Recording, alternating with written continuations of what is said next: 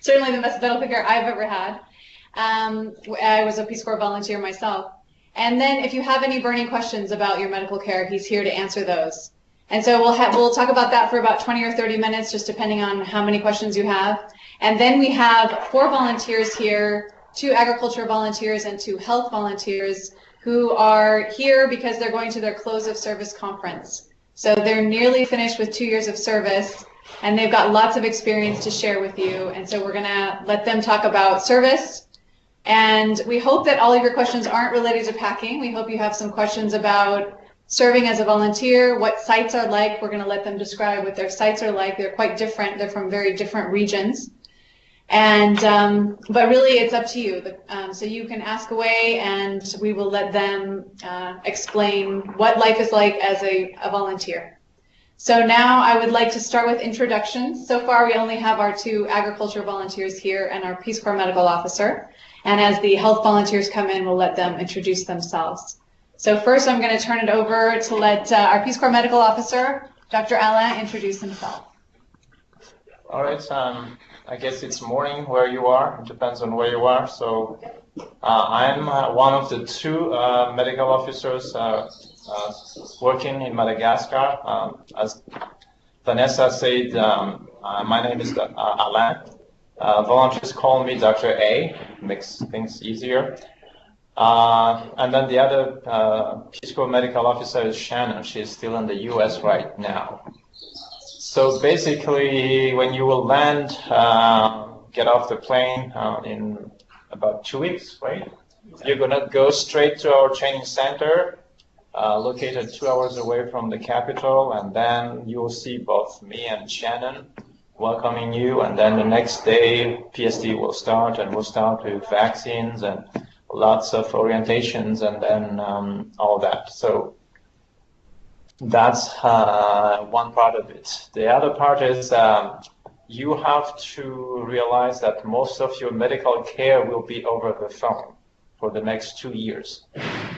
You will be seen only when it's needed, and there will be at least 2 occasions mid-service, which is about 12 months into your service, and before that at the in-service training, which is about 3 months after you're at your site. But in the meantime, if there is a need to, we will not hesitate to bring you to the capital, because the 2 PCMOs are located in the capital. That's where our office is located. And pretty soon we will have a 3rd medical officer. We're in the process of hiring that person right now. So we'll be 3 instead of 2. And I think pretty much everything is centered in Tana. Most of the reliable labs, pharmacies, and the hospitals are in Tana. So I'm here to answer your questions, I think. You probably have some already, so let's go and answer them.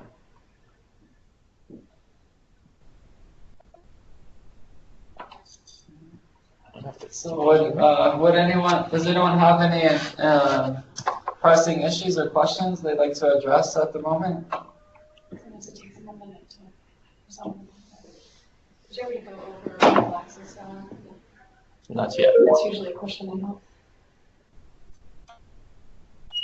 Okay, while we are waiting, upon your arrival, you will be given malaria prophylaxis that evening.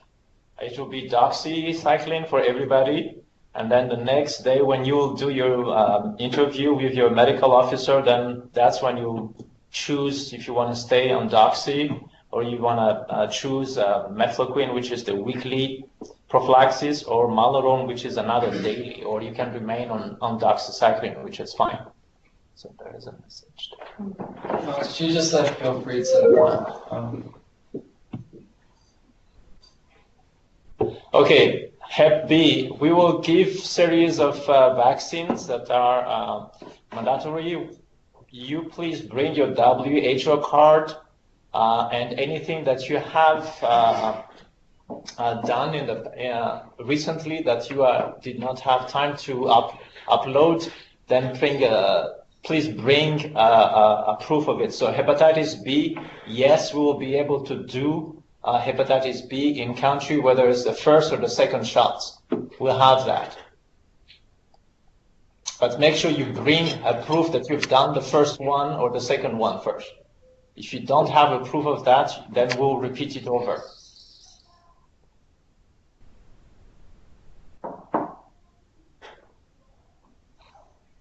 Another question?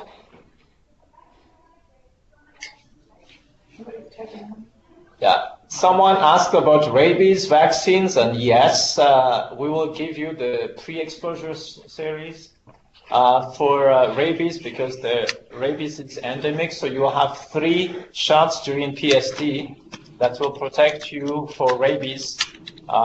But if in case you're bitten by a rabid animal, depending on the case, you might need what we call the post-exposure injections, which will be 2 injections. So rabies will be covered.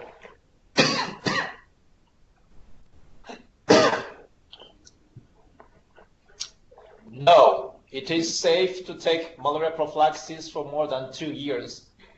So that's a myth. And it is mandatory in Peace Corps that you take your malaria prophylaxis. Well, we have 3 options: mefloquine, doxycycline, and Malarone. So the volunteers who are here, I think they are taking theirs religiously. Yes. Of course. Doxycycline. And I think, Dr. Erlan, do you want to talk about the initial interview? Maybe you already did and I missed it. The initial interview that you do with each trainee when they arrive?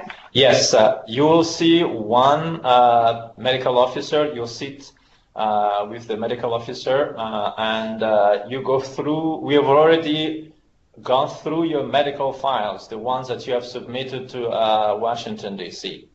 So we will have some standard questions. You will have to answer another questionnaire. And then later on, you'll decide whether that day or the following week when one medical officer will explain you about malaria prophylaxis. But please make sure before you come to country that you have disclosed all of your medical issues. Because otherwise, if you disclose something later on in service, it will be, and it's not in your medical file, then it's called a non-disclosure. So that has a consequence. And there's a new question by Trevor Liu as well. What is it? Do we still need to bring our vaccination records if everything has already been uploaded? Yes, you need to.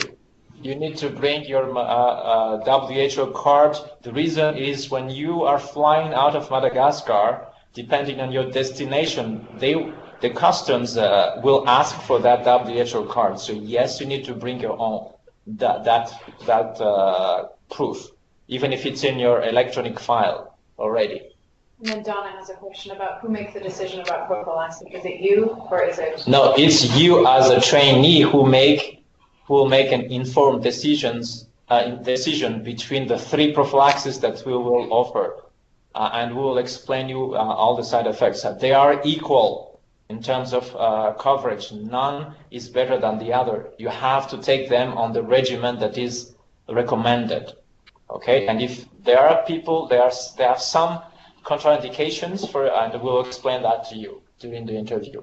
So it's you as a trainee who will choose your prophylaxis, because if you don't feel comfortable taking one of the 3, then you cannot be here. You have to take it. I'm sorry. So you take the one that suits best your needs and the one that you feel comfortable taking for 2 years. And you always have the option to choose a different one if you experience some side effects. The trainers, the volunteers are expressly told by medical officers to not discuss prophylaxis with you. If you have any issue, you call the medical officer. You do not discuss it, because you can find a lot of information and false information if you go on internet. So the medical officers are the one who best advise you on which one to take. And a new question by Marina Lavender. So she's asking, do we bring all health documents or just the WHO yellow vaccination? Just the vaccination. just the vaccination and anything that you have not uploaded. So let's say between now and your departure, something has happened to you, like you went to an ER or you went to the dentist or something happened to you and you needed an evaluation, you had to consult someone and you did not have time to put all of that into the the electronic file, please bring it to us. So show it when you get off the plane the next day. Because sometimes people are in a hurry, it's time to, I mean, time is money right now for you. You have to really focus on many things. So between now and your departure, if something has happened, bring all documents.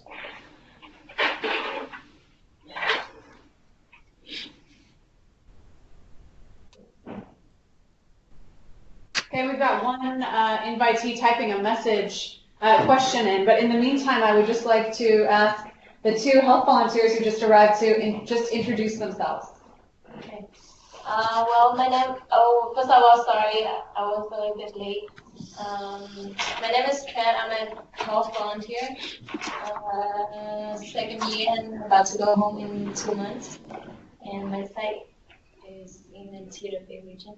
Okay, thank you. Hi everybody, my name is Carol. I'm also a health volunteer. I'm in the Kano students region of the island. I'm also my second year, but happily I'm extending a third year. So hopefully I get to see some of you guys when you come into country.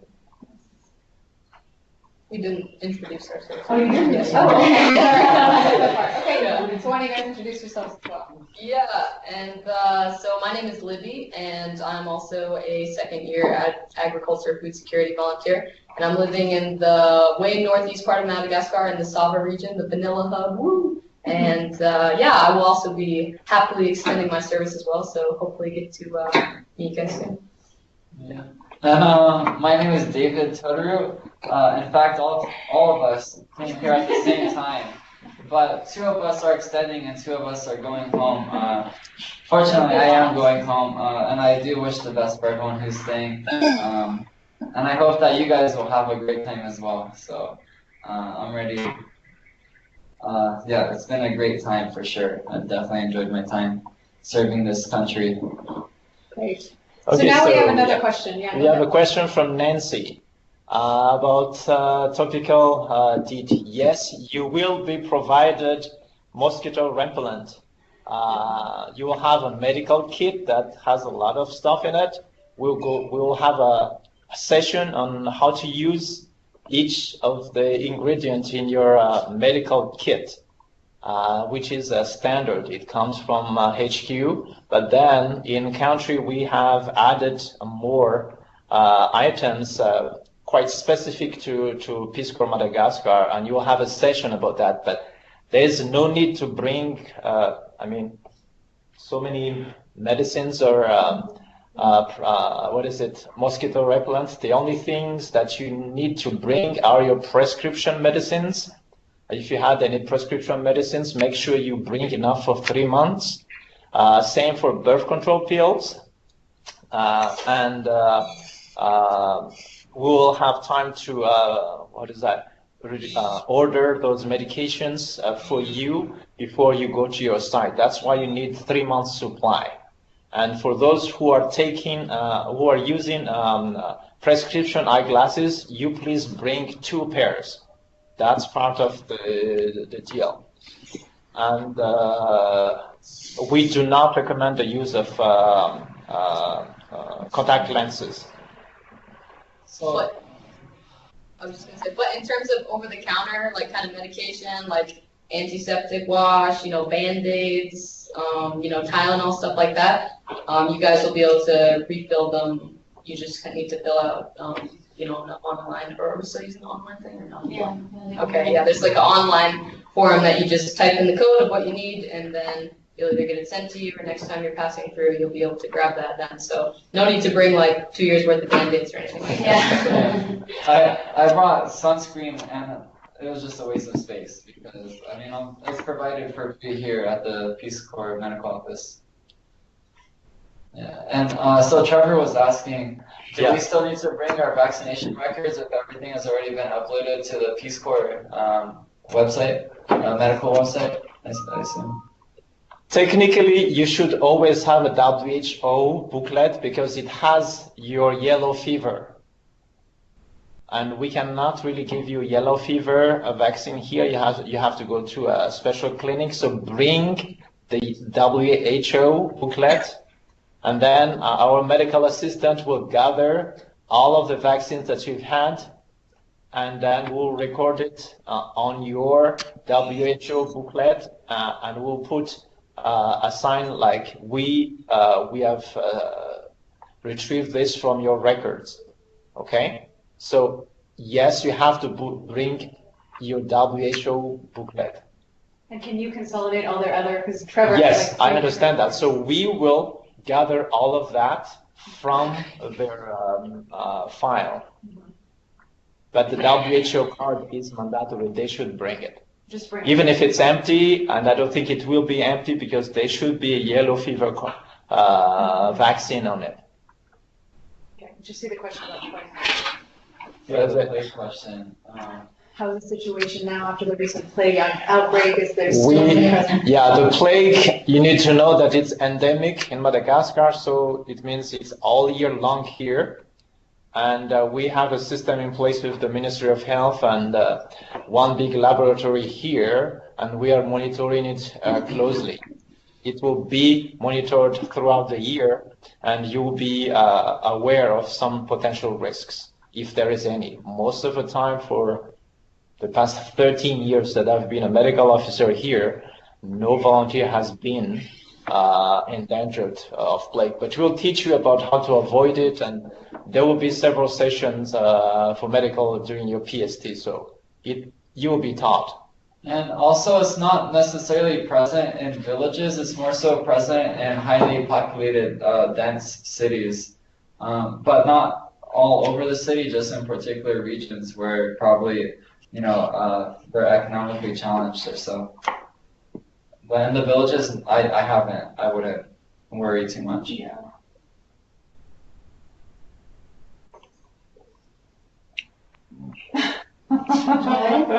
Well, Nancy, I don't know, maybe Vanessa can answer that Yeah, one. I'm happy to, and Najma, you can join in as well. There's a question here from Nancy about our funding, and if we're funded only through 2017. We do have an approved budget for 2017, and we do submit a new budget every year to Congress, and then Congress approves it. I understand some hesitation on the part of our current volunteers and future volunteers about a change in administration. What we know is that historically we've had support from both Republicans and Democrats, and every year we've seen an increase, no matter whether the president was a Republican or a Democrat. So every year we've been increasing our budget from year to year. So not to worry. Okay, next from Dana. Yes, during PST only, you will have access to tampons and pads during PST only. So once you are at your site, we stop providing any menstrual hygienic products for ladies. But you can buy like pads yeah. here in country. They might not be the same things you guys are used to in the States. I don't know. I was just buy going to say tampons that as if well. you do have like a specific brand that you are a fan of, I would advise to bring a good portion of it. Yeah. Just because here price-wise is much higher, especially on our living allowance. So it's easier, economically speaking, it would be easier for you to bring like a good, inventory of it just to keep in a house. Because you said you're bringing your, what is it, the menstrual cup? Menstrual cup. So yeah, just to have it like on the side, just in case, especially when you're traveling, and why not? But you shouldn't worry too much about that either. Yeah. And then Nancy says she has a feeling she'd like to volunteer longer than 2017. Good, great, wonderful. I'd like to have a job after 2017 too. So we're both very hopeful. So Nancy has a question about the South. Only a few education volunteers live in the deep south, close to Fort Defense. most of ag volunteers live up north of the island and like in the central region. I personally live in the southern eastern side of the island. Not to scare anybody, but the whole island right now is going through some water situations. We are almost running out of water. It's just happening all over the country. Unfortunately, the deep south is being, well, now they are flooded, but for the, like last 5 years they didn't have much water. But now the situation is changing a little bit right now. But if you're in health or ag, you will not be going to the deep south. Well, we actually have a few ag sites. Really? Yeah. Oh. So, I'm sorry, as Carol was just mentioning, it's only education. Education is our only program that we've had recently in the far south of the country. And you maybe have seen some press recently about the drought. Nick Kristof just did a long piece with Catholic Relief Services that is really compelling, so I encourage you to check it out. They are all of a sudden getting lots of rain, and the rest of us are having a drought. So climate change is real, in case any of you weren't sure. And so they're getting a lot of rain. In fact, they're getting a lot of flooding, which is not, in some cases, really better for the country because that doesn't help farmers produce either. But for the first time, we're going to send some agriculture volunteers down to the deep south, as we call it, the farthest southern region of the country. And they'll be working on arid agriculture. They'll be working on helping farmers and find alternatives to things like rice, growing other kinds of crops that do really well there, like they do in the Sahel. So if any of you want a really big challenge and want to be pioneers, then there's some exciting opportunities for you if you're an agriculture volunteer. Well, Kathleen is behind. So Kathleen, if you're not hearing anything, then you have been missing out on it, unfortunately. Oh dear. We have, she probably won't hear this as well. What am I thinking? Cat. Oh, Naj, do you want to take it? She said she can't hear. Wait a Yeah. minute, I didn't see that. No problem. I mean, I am recording this, and so, and I can hear you all, so she can watch it later. But, Okay. yeah. Well, thank you, Najima. Nancy's cracking me up. Because her mic is on as well. But whatever. Any other questions for medical?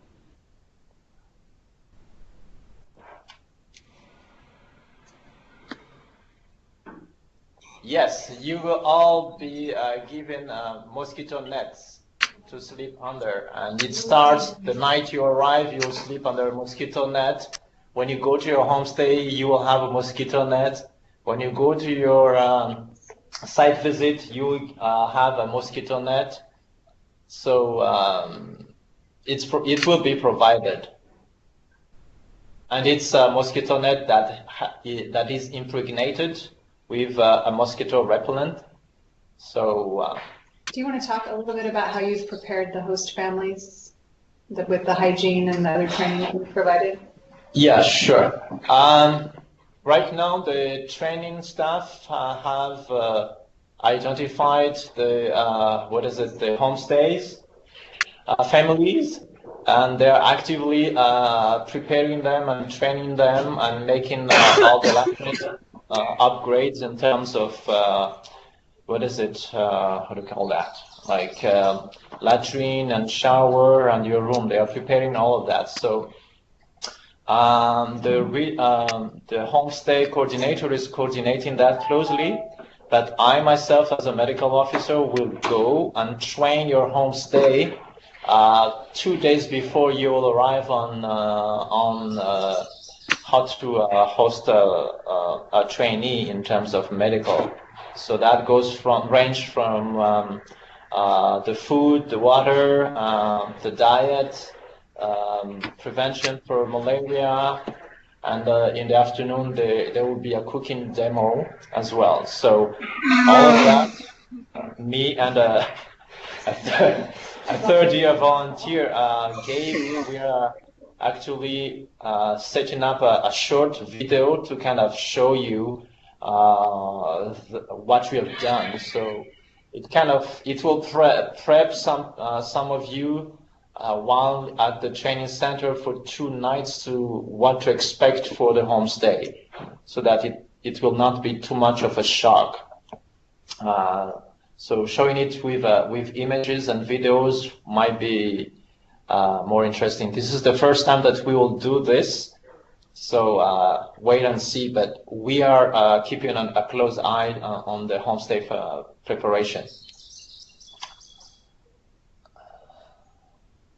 Okay, any other health-related questions before we move on to or medical questions before we move on to the questions for the volunteers? So Sam Friedberg says, what in case of medical emergencies, what will happen? I mean, we will do whatever is needed to get you the best healthcare that we can afford in this country. So that includes over the phone evaluation, ranging from that to a local consultation and getting an aircraft, private aircraft rented if necessary to pick you up from your village or town to come to Tana.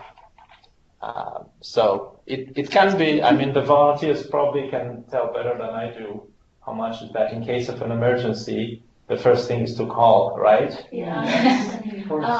I personally haven't had any emergencies, but I can speak. Yeah, knock on wood. I can testify that Dr. A and Peace Corps will do anything in their power to make sure you're healthy and in good shape to go back to site. If it comes to, like Dr. A said, if he needs to get in an airplane, in a helicopter, in a canoe, in a boat, whatever it is to take you to Tana or a bigger city for your medical treatment, it will happen. Yeah. So I know coming here, you read a lot of things, and you are like thinking 1,000 times, like, oh my God, I'm just gonna be in this country, but be sure that Peace Corps does put a lot of energy when it comes to being healthy and make sure that volunteers are really healthy. So yeah, like Vanessa said, I mean, even for myself, this is the best medical care I've had. Yeah. I mean, I wasn't even on Obamacare, for God's sakes.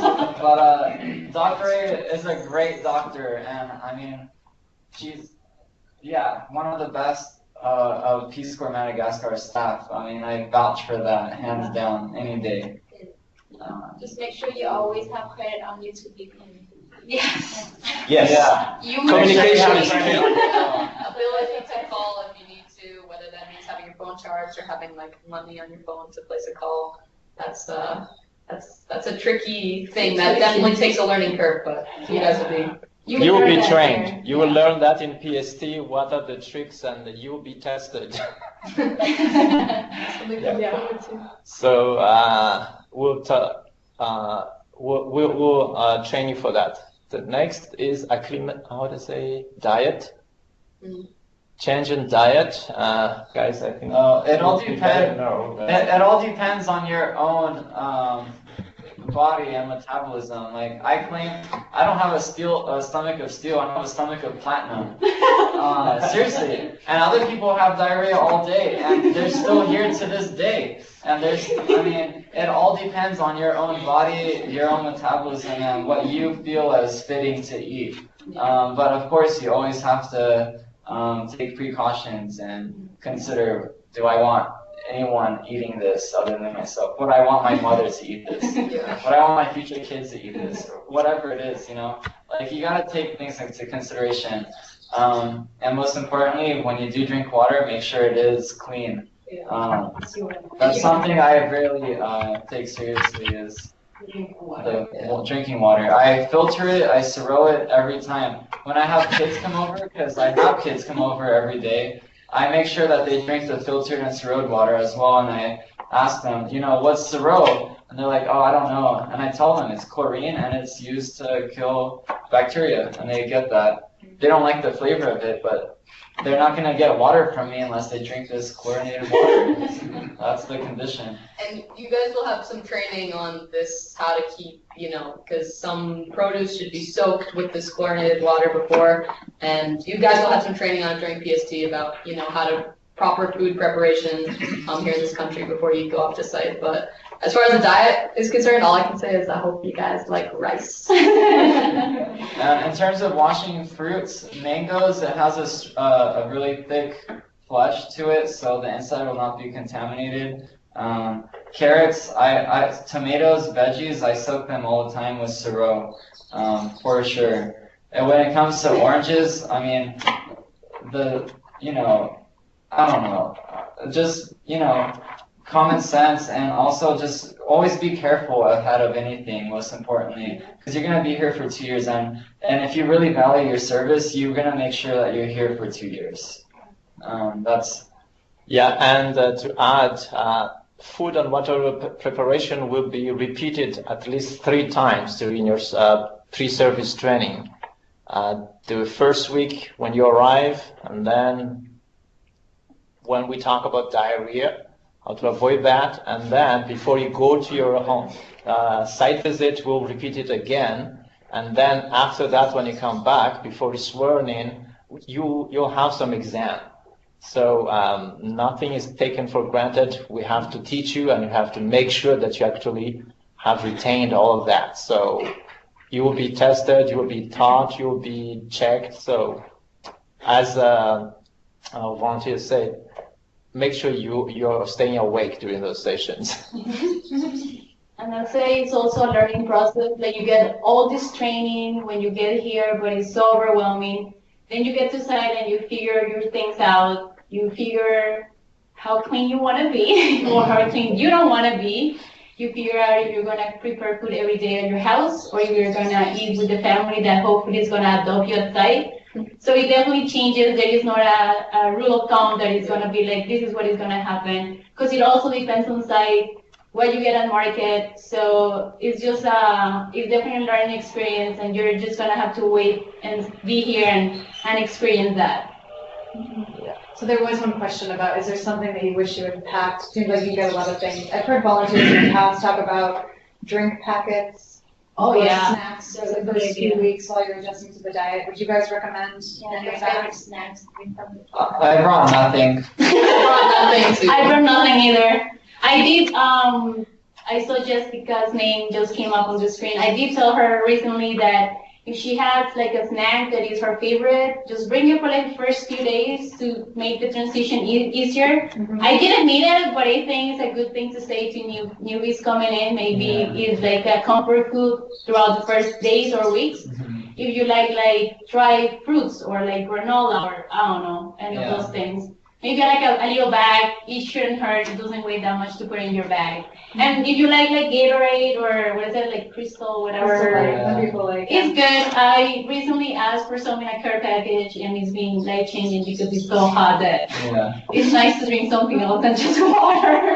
I have a volunteer who lives with me in my village, and he asked his mom and dad to bring him hot sauce packets from Taco Bell. I mean, this is like something that's so easily accessible. You go into the fast food joint and you just, like, it's not even considered stealing. You just take it. I mean, and honestly, when he brings them, I get so happy. Like, I start making tortillas and we start making bean and rice burritos, and like, it just something so small makes us so grateful to have this like little hot sauce packet with a little quote on there, whatever it is. You know? I'm telling you, just do whatever makes you comfortable. Like I brought nothing but drawing supplies and a guitar, and I don't need anything else, to be honest. There's a question about iPhone versus Android. Do you guys have any opinion on that? So I saw on your guys' Facebook page someone posted you guys should bring an Android phone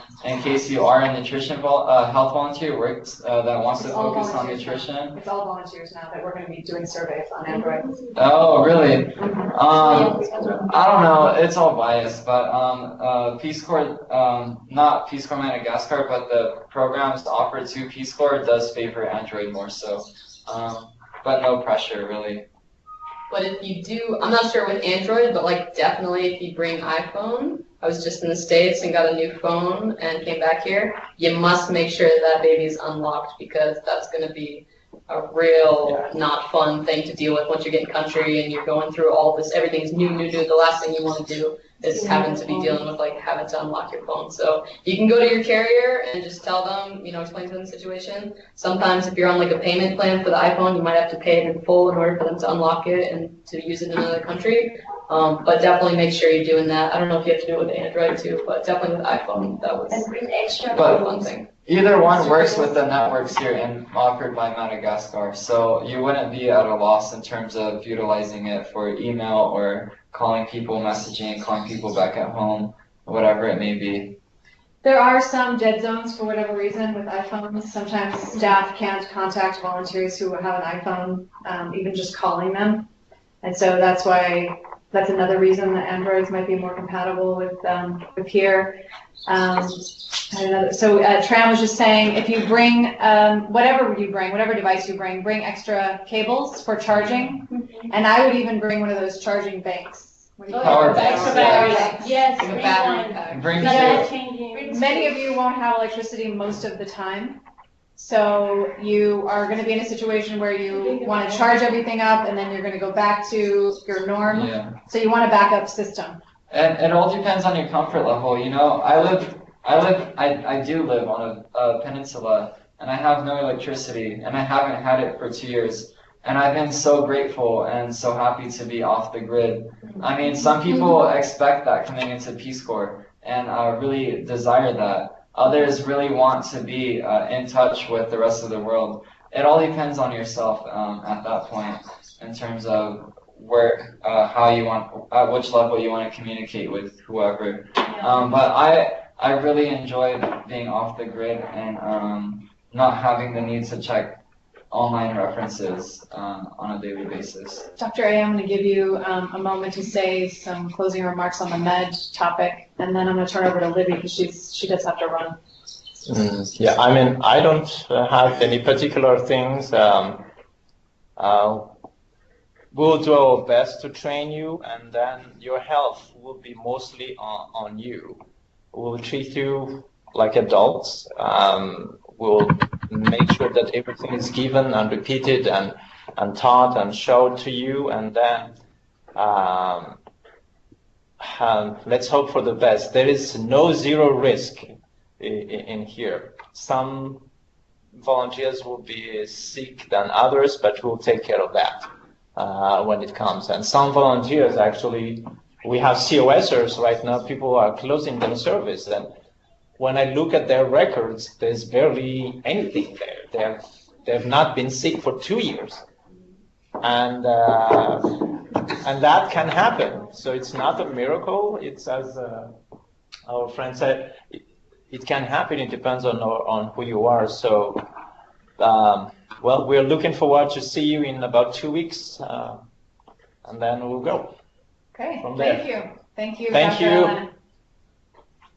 So now I'm going to turn it over to Libby. Libby is extending for a 3rd year, which is fabulous, and I'll let her talk about her current site and her extension. The reason we're going to let her go first and talk about her site and her work is that she's been invited by the Deputy Chief of Mission, which is the Ambassador's deputy, for dinner this evening. So we don't want to keep him waiting. So Libby, take it away. Yeah, okay guys, so I kind of introduced myself. Last question too relates. Yeah. I see your last question there, Nancy, too, which I'll get to. So yeah, I kind of already introduced myself. I'm 2nd year ag volunteer living in the northeast part of Madagascar in the Saba region. Very, very nice region. I've thoroughly enjoyed my service there, and it's been absolutely wonderful. My village, my specific site, is about 60 kilometers, leaving Sambava going west towards Andapa. And I'm right kind of in between Sambava and Andapa at a national park, which is really cool, called Marjeju National Park. So that's been really fun to kind of do that in leisure time, and also do some side projects with park guides. I had like a small English club with them, and some other things. But the main job of us is ag volunteers. I'll kind of just go briefly over the ag kind of framework. It's we do rice, gardening, and small animal husbandry. That doesn't mean that's all we do, but that's kind of like the main, things that we're encouraged to do, and the real things that we get a lot of training on during the pre-service training. To answer your question, Nancy, about, SRI practices, I have done SRI programs at my site. I've found it's kind of hit or miss. I've found people to be receptive and carry through with it. I've also found people to be really nervous about it because, I don't know how much you guys know about Madagascar in general, but rice is huge here. I mean, we say like rice is life. So, SRI, for those of you who don't know, is kind of an improved planting practice that talks about using better spacing, less water, using compost and some other things in order to get a higher yield of the rice plant itself.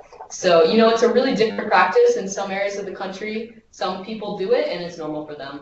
In my area, it's not really that normal. So I've done trainings on it and people who have been receptive have really liked it. And then, it's not so much us as the volunteer continuing that, but it's using those community leaders who it worked for to continue passing that information on to the rest of the community members.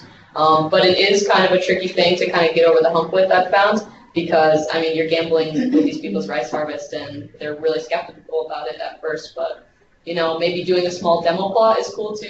Don't have the people do all their, what's that word in English? Fields, like at once. Don't have them do it all at once. Maybe do just like a small area and see how it goes. Maybe with like one of your counterparts. And then if they like it, maybe next season, do it again. And then maybe have a training for information on it and just kind of, see how it goes with that. But, people are receptive to it. What's the other part of the question? Do you have community gardens in the works? Yeah, I think a lot of us definitely have community gardens. I definitely went through a phase for sure of avid gardening. I didn't have a lot of space near my house in particular to do it because, it's pretty tight in the village most of the time. But, most of the people in your village, they all have land available. So, I chose to work on more kind of a one-on-one basis with people in their land to make gardens accordingly. And pretty much what we were doing with that is I was mostly teaching like things like companion planting, using compost, better spacing, and things like that. So not really teaching like gardening per se, because these people are farmers, they've been doing this their whole life, but it's just more about improved techniques per se. And there's other things like, other like water giving methods, like water conservation methods, like pest management things and things like that. So I chose to kind of do a more individual basis with that. But there's certainly always a need for gardens in my region. It's incredibly food insecure. There's a lot of money from vanilla up there because it's a huge cash crop. But in terms of vegetables, it's not so good. Describe your typical day. And I see someone else ag with goats and goat cheese. So about my service in particular as well, I've seen goats around, but I don't have goats. I have rabbits, which is kind of a fun thing I've been doing for the last year and a half of my service. Kind of also, I just had rabbits. I worked with one counterpart. And then slowly but surely, people started coming up to me on an individual basis and asking to be trained in rabbits. And when my rabbit mama had babies, I'd give a baby to them. We'd work on the house together. I'd train them up, and then boom, kind of started like that. Like rabbits. Yeah, rabbits to eat. So that's kind of crazy. It's funny because I've been vegetarian for a really long time, so it feels weird. Raising them for killing, but it's something really easy to do here because they reproduce really quickly and they're pretty low maintenance. All you need to do is build a simple hutch. They live outside. In my region, as I said, it's incredibly warm, kind of tropical area, so they don't need a lot of maintenance. They eat pretty much any green material around, and they're pretty easy to take care of. You can use the manure to put into your garden, which I've done before, and it's kind of a fun thing. But I had chickens, but I had trouble with people stealing them. If you do have chickens, which a lot of volunteers do, I only have 3 of them left, which I had like 10 to begin with, which is kind of a bummer. But I would recommend having like some sort of fenced area or putting them with maybe one of your work partners, chickens in another area so people don't steal them. But some other stuff, I've done is like some cross-sector work. I'm an ag volunteer, but I've also worked on like malaria stuff, like a BedNet surveillance program. I've done like some WASH programs at my local primary school with some other volunteers doing like collaborative efforts. So there's a lot you can do with your service. Just depends what you like and what your community needs. And Rosal, can you? What is And it? then Nancy has the most recent one. So continuing on that. Yeah, so Nancy's question continuing. Um, Oh, great. So it's a question about replacing existing PCBs. So I'm extending. As I mentioned, my site currently is 60 kilometers on the road leaving Sambava to Ndapa. So it's about 2 hours by local transportation to get there, which sounds like ridiculous to go like 2 hours to go like 40 miles. But you know, that's just part of the learning curve here. You guys will learn to love it, I'm sure. But yeah, so I will be getting replaced at my current site. But then I'm going to move to my banking town, so that's Sambava. So it's not really an expectation, I would say, of the, what's that word? Yeah, of like the upcoming PCB at my old site to continue the projects I've done. It might be beneficial for them to do that, but I mean, maybe they choose different people to work with. Maybe they don't continue the same relationships I did. It just kind of all depends on what you guys would, like to do and what your work partners really would like to learn about. But I will just be a hop, skip, and a jump away, so that's cool. We'll probably have a relationship and be able to collaborate on stuff in the future, at least I hope so. So going back to the question, can you describe your typical day? It's really hard to answer this question. Yeah. I don't think we can, to be honest. Our lives are so different, even though we're in the same country. Every single life of a volunteer here is so different that it's really hard to describe a typical day, because one day you can be busy from 8 in the morning to 5 at night, and then a whole day you can just be at your house looking at the sky or reading. Yeah. So there is really not a routine, and that's the challenging thing once you move outside for the first few weeks, trying to find like that balance of what is it that you're gonna do, how you want to do your schedule. I don't know if somebody else wants to jump in and answer that, because I mean, every single one of us lives in a region that has a different dialect, a different tribe, and a different culture with different taboos. yeah. And therefore, to describe a typical day is completely different for each person, not only dependent on geography and culture, but dependent on personality too. And I mean, there are people who like to stay inside and read all day. I mean, I wake up in the morning and I drink a coffee with the older ladies in my village, and I just listen to the daily gossip for an hour or two, and then from there I try to find someone to work with, or I build a program with someone. If I don't have a program, I tend to play my ukulele, or as I said, I live on a peninsula, so I'll stay on the side of the ocean and draw the landscape, draw a cow walking by. I mean, or I'll go and do environmental work. I mean, your service is your service, and it's up to you to do what you want to do with it. If you're a health volunteer, but you want to do a little more ag work, you're so inclined to do so. It's your life, it's your time, and you just have to make sure to respect that it's a secondary project as opposed to a primary. And if that's what you care about and you honestly believe it will make an impact, then do it. It all depends on what you want to do. A question about beekeeping. Yeah, you have a question from Rita about beekeeping. Did you keep bees? I personally did not keep bees, but I knew some people in my village who did, and I chose to work with them a little bit on how to, again, just improve some of the practices that, I could see. I've helped them harvest before, which is always like just ridiculous. But you guys will have training during PSD about beekeeping, and if you choose to, really make it something, you're passionate about, you could turn it into, there's this word here called Pikambanna. You could even turn it into like an association of farmers doing beekeeping, and then, selling the honey as an income generating activity. And that's mainly the main goal we have about small animal husbandry projects is kind of for income generating, whether it's chickens, bees, or rabbits. But I did a training on bee box building, but again, what kind of you learn about you all get PST, and yeah, I think I'm getting. Okay, I've getting gotta here. take Libby. So thank you, Libby, so much for your help. Unfortunately, I also have to take tram, so I'm gonna leave you with one health volunteer and one ad volunteer to take it from here. Save the best for last. Yeah. Yeah. But it was so nice talking to you guys, and Good luck, hope to- everyone. You yeah, guys will be fine. Don't worry too much. Yeah. Wanna go here? Hope to Yeah. meet you guys soon. Thank you.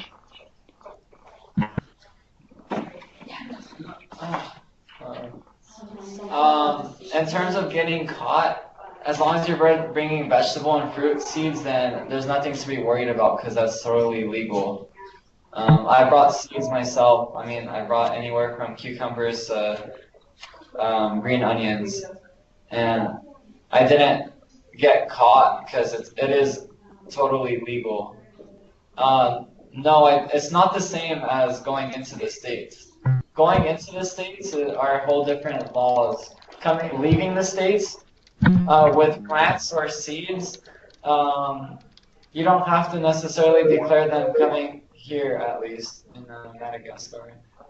I mean, I have people bringing seeds inside as care packages as well, whether cilantro or watermelons. So maybe. I never brought plant materials in.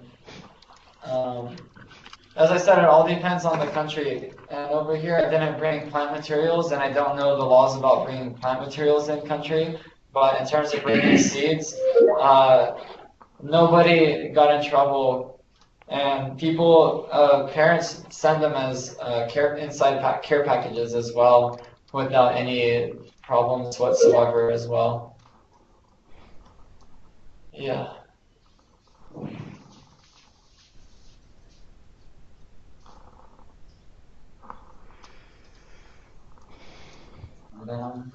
Going back to Nancy's about replacing and existing volunteers, I personally am extending on my site. So for the last 2 years, I've been in Kianjavatu, and that's going to be my home for the 3rd year. That means that I will not get another volunteer, but my town will get a volunteer once I leave. So if the current volunteer is staying at site, that person doesn't get a new one. If the extending volunteer moves to another city or a different town, most likely that person is going to get replaced. Just wanted to clarify that there.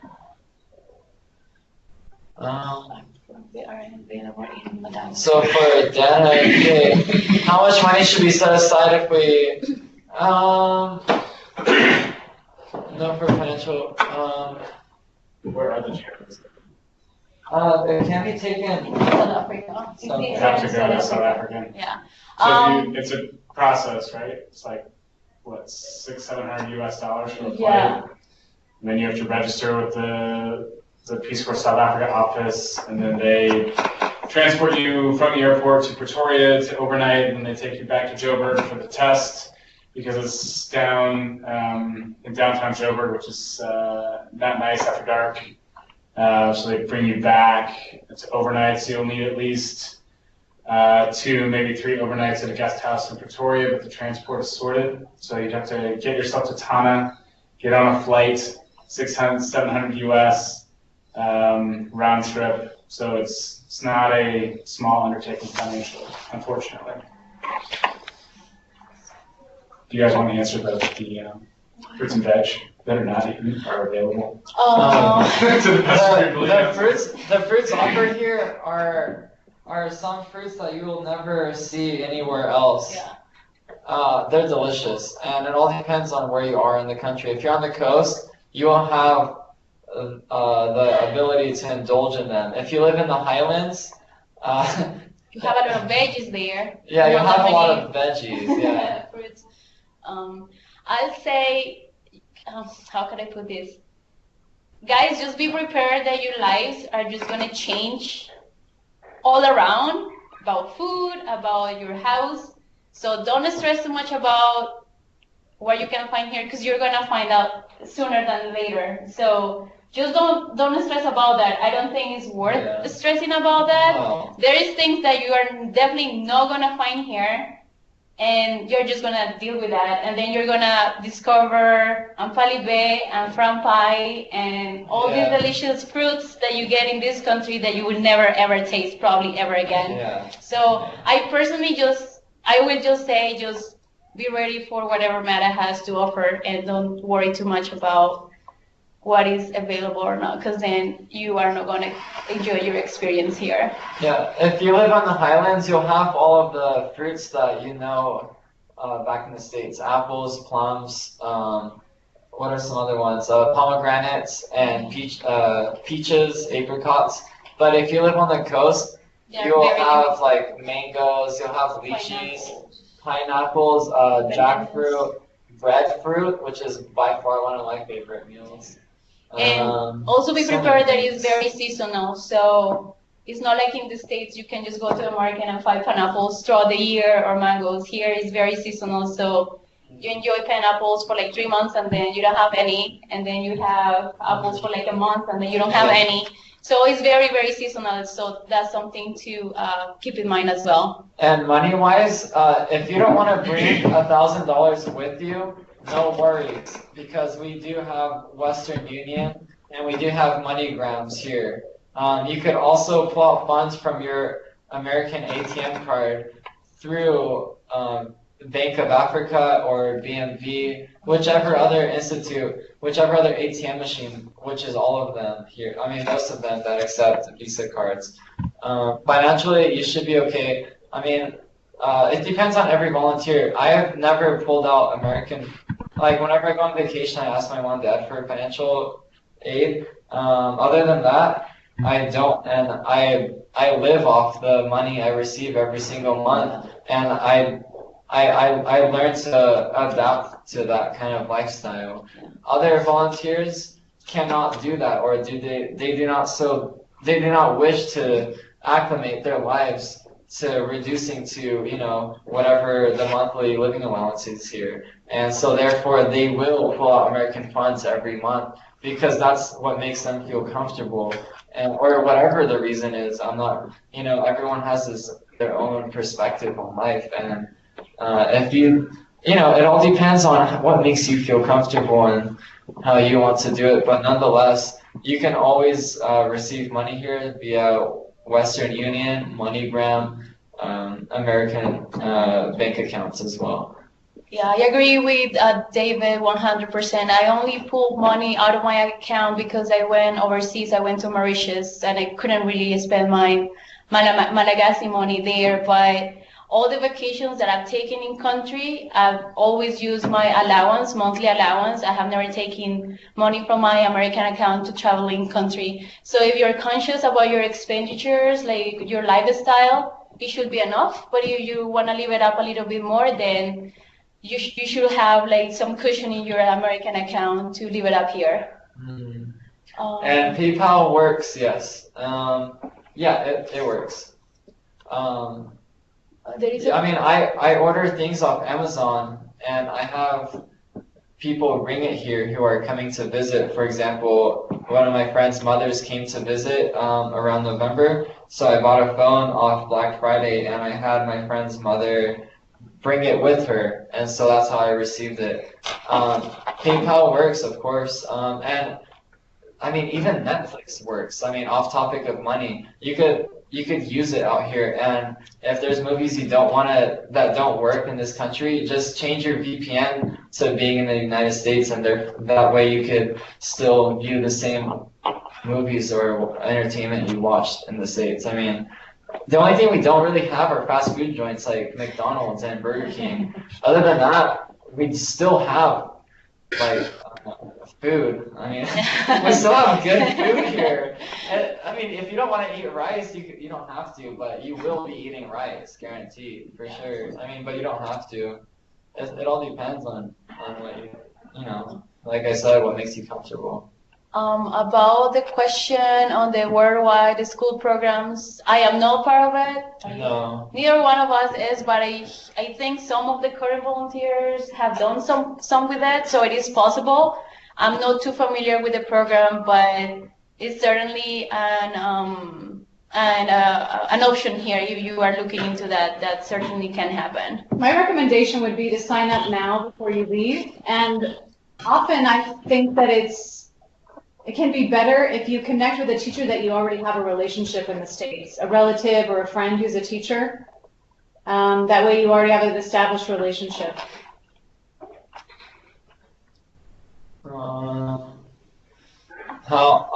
So protein, I buy my own peanuts, I roast them, and I have a mortar and pestle, and I pound the hell out.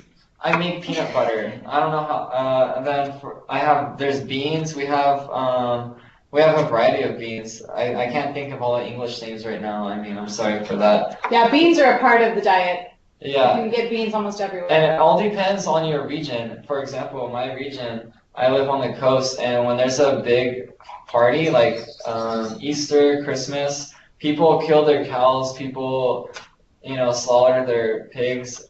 I buy a chicken for 10,000 ariary, which is like $3, and I grill it, and I bring barbecue seasoning, and I grill it with my counterpart, and we have like a little barbecue, kickback with the family, the kids and the mom, and it all depends on where you're at. Yeah. If you do feel like you do need a lot of meat, the Highlands more often has meat offered on a daily basis. Also on that topic, be aware that if you do go to a smaller town, which most likely you are going to, there are no fridges there. So the meat you have to get it on the day that the cow was killed or the pig was killed. Some people buy it the same day. Sometimes you find the same meat 2 or 3 days later. So those are the things that you're gonna learn how to deal with once you get to site. I'm vegetarian, so I really don't have to deal with that, but a lot of volunteers have found like a balance between eating meat when they go to their banking town, when there is like a more like maybe more foreign restaurants kind of, or they do get meat on market day, but then again, that's something you figure out when you get to site. Yeah, and then when Donna was saying about she's in touch with 3 schools already, she was just wondering how it worked. Oh yeah, I know. It works that, Nancy, in terms of the worldwide schools, it works however you want it to. You establish a rhythm of phone calls or letters or Skype calls or FaceTime, or whatever it is, whatever works for you. So you might want to wait till you get here to figure out what access you have. In pre-service training, while you're still at our training center, you might have a little bit more access. Or maybe you want to start like a pen pal scenario. It's probably best just to wait until you get here to determine how you want to interface with the teacher. And also, it all depends on your area. As I said, I live on a peninsula, so I could buy saltwater fish for $1 a kilo, 2 pounds for $1. And then I could buy freshwater fish from the Canal de Pangalan for like $2. I bought my counterpart bought a 6 kilogram tuna without the head, 13 pounds for $7, $8. And it lasted us 5-7 days because the first day we made it into a sauce. The second day we made what's it called, flanks, like grilled it, and then for the following days we smoked it. So we dried it out and smoked it, kind of made like a jerky out of it. And I'll tell you this much: I'm really happy. I'm so happily settled where I'm at. I feel at home. Do I have refrigeration? No, I do not. But that's why you smoke it, not smoke it, yeah, smoke it, and then it dries out, and then it's good for a couple of days. And then it also depends on your comfort level. Do you want to eat a fish that was laying around for a couple of days? It all depends on your own on your own stomach, diet, metabolism. So going back to the fish question, I know in the Highlands I've seen a couple, like on my way here to the capital, I've seen like a cooperativa, like a association. Yeah, sorry, about fish. that was implemented by a Peace Corps volunteer in that town. I don't have any details, so I don't know if it's successful or not, but some volunteers do work in their communities to start like associations to sell fish. It depends again on your site, who are the people, who are going to be the people that are going to be with you throughout the 2 years. About refrigeration, again, you see it mostly only in the bigger cities. Most people preserve their fish just adding tons of salt. It's just salted fish for like weeks or months. So that's how they preserve their fish. Just to give they you eat it fresh. Oh, they eat it fresh. Yes. If you are in the coast, if you're a seafood person, then you're gonna be in heaven. All my fish I eat is fresh every day. Yeah. All right, so it is 9:06. We can take like maybe 1 or 2 more questions, and then we'll have to wrap it up. Yeah, sounds good. Oh, Yes. yeah. Oh, you can get lobster for like $8 a meal. Yeah, I almost got one like at the beginning of New Year, but I didn't. I got like these huge shrimp instead that are like I don't know, like when they're like circular, like when they're like, you know, coiled up in each other, it's like 6 inches diameter. They're huge. But yeah, I get crabs for $1 a kilogram at my site. So if you do want seafood, make sure to get an East Coast or a coastal site. But since I live on the East Coast, of course, I'm going to promote the East Coast. But yeah. Najma will take the documents questions at all. So Oh, brings okay. the She'll take the staging. staging question. Okay. Najma, you want to ask that answer the staging question? Oh, hi everyone. Yes, for staging, you definitely want to bring all of your documents that you need for us to sign in order for you to, defer your loans. We will have a loan specialist there who will who will certify all of your documents. I want to remind you all to bring stamps in an envelope because you will be able to mail them off as soon as you get them signed. But other than that, definitely, like Dr. A said, definitely just bring your WHO card, any documents for your loans, and those are really the 2 main things. You will be getting an email that will kind of like outline everything that you need, kind of like a checklist before you come to staging. So, but just look out for that. But yeah, in terms of documents, those are the only 2 things that you really need to make sure you bring. So you're DORUT. sorry. Oh no, you got it. It was all capitals, like I was shouting your last name at them.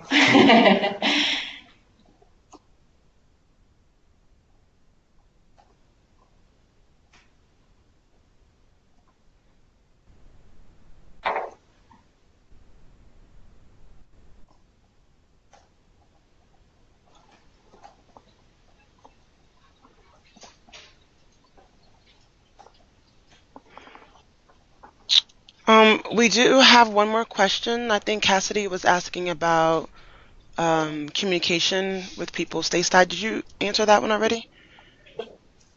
Which one? I'm sorry. Cassidy, she was asking about communicating with people back home. And how often do you guys talk to family? Okay. This is personally. I don't talk to my family that often just because I miss them too much. And when I talk to them, I get very sad. So I limit my conversations with them over Skype. On WhatsApp, I do it like maybe once or twice a week. With my friends here in country, I have my friends that are very dear to me, so I talk to them every day. To some friends back home, it just depends if I have money to buy credit to text them or email them. I guess it really depends how you feel about leaving your family. I've been away from my family for many years, so it's like, I don't know, it goes back and forth. Like, I miss them dearly, but they are used to me being away, so it's like we are balanced. I do a Skype with them every time I go to the bigger cities where I have good access to Wi-Fi to do a Skype. But yeah, that's just personally me. Yeah. My dad calls maybe twice a month or so, and then it took me 6 months to teach my mom how to even download Facebook Messenger. So for like 6 months, I wasn't talking to my mom, but afterwards, she's kind of got the hang of it. And I have friends who have long distance relationships, so they tend to go to the market town or places where it has stronger Wi-Fi connections to be able to speak with their loved ones as well. It all depends, yeah, like Carol was saying, how often do you want to speak with them? I have friends whose mother calls them every single Sunday, and they speak for an hour each Sunday. So accessible, yes, like you said, depending from site to site. Some people have Telma reception, some people have Orange. It's like some people have Verizon, some people have AT&T. AT&T. And so it all depends from site to site which reception towers you have. But most likely you can go to your banking town or your market town. It's most likely the same spot usually, and you can access some good internet there. For some of these questions where it depends, I think it's important to prepare your family for a lot less communication than they're used to right now. And it doesn't mean that anything's wrong with you. It doesn't mean anything at all. But, there's a lot of things that can happen. The network can go down. Your phone has lost charge. And these are just going to be common occurrences over your service. And so it's better to prepare your family for less communication and that you will check in when you can. And maybe you develop a rhythm like every Sunday, or maybe it's twice a month. Yeah. But I think it's really important now that you're face to face with your family. You're growing up in a time where you can contact anybody anytime. I was a Peace Corps volunteer before the internet existed, so my family didn't think it was strange that they didn't hear from me.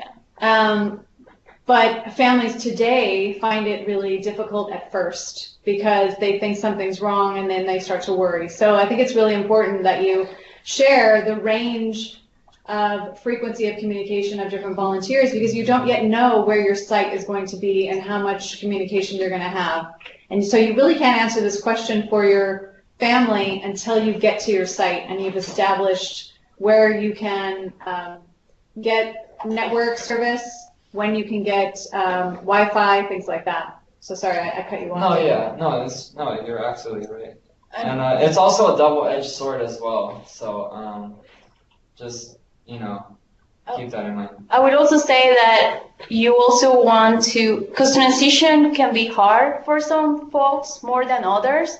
And if you're constantly getting in touch with your people back home, that transition can be harder. So for me personally, I don't think I contacted my parents during PST for weeks. Days. They got the email letting them know that we got here safe and everything was fine. And then I didn't have an extra phone, so I had to wait for Peace Corps to give us the phone and the SIM card. So it took me quite a while to get in touch with them and letting them know that I was fine. And so, like Vanessa said, setting that there is going to be times that you just can't. And you also want to absorb what is happening here. And if you're constantly checking back, it can be a little bit hard to try to do that transition. It's just my personal advice. I would like to add that I will be sending you all a family and friends letter that will basically walk them through just how they can communicate with you. Also give them links to that they can follow and read up more about Madagascar. It also will tell them, it'll also provide the mailing address if they want to send out any packages. It also has all of Peace Corps' emergency contacts, so that if there was an emergency or they needed to find some information, they would have my number in addition to our counseling and outreach unit. So once I send this letter to you, you can definitely send that to all of your family and friends. That way they know there's ways to get in contact with you. There is a question with Kathleen, I don't know, about communication before placement.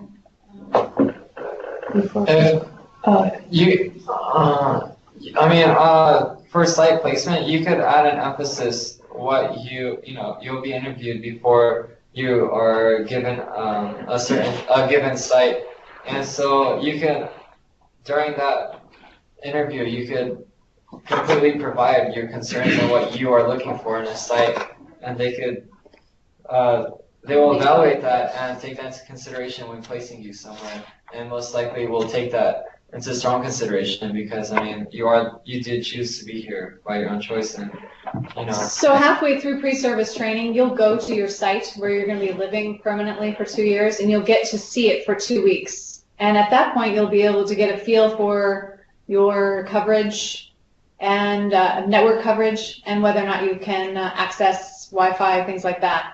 So that's going to be in about the latter part of March. I don't know when the grandson is scheduled to arrive, but that's the latter part of March. Late April.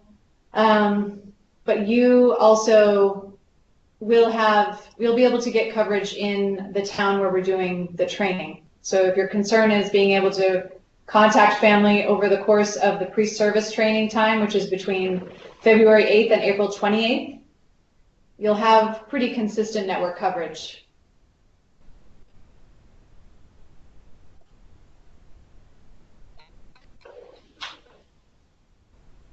Sure.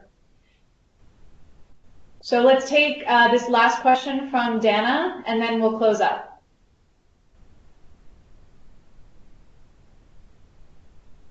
Oh, okay, thank you. Appreciation, I love that too. Thanks for chatting, everybody, and we're really looking forward to meeting you all finally in person. I get to meet you at the airport, and stay on the Facebook group if you have any other last questions as you're packing, any last concerns, but just rest assured you have won the lottery by becoming a Peace Corps Madagascar volunteer. We have a great team here, we have great volunteers, and they're all really excited to meet you. I definitely feel like I hit the lottery coming to Madagascar, hands down. I did too, because I'm staying after a year, so I guess they are doing something right here. Great. Yeah, we're so excited to see you guys in a couple of weeks. We should be ready to a new life in Madagascar.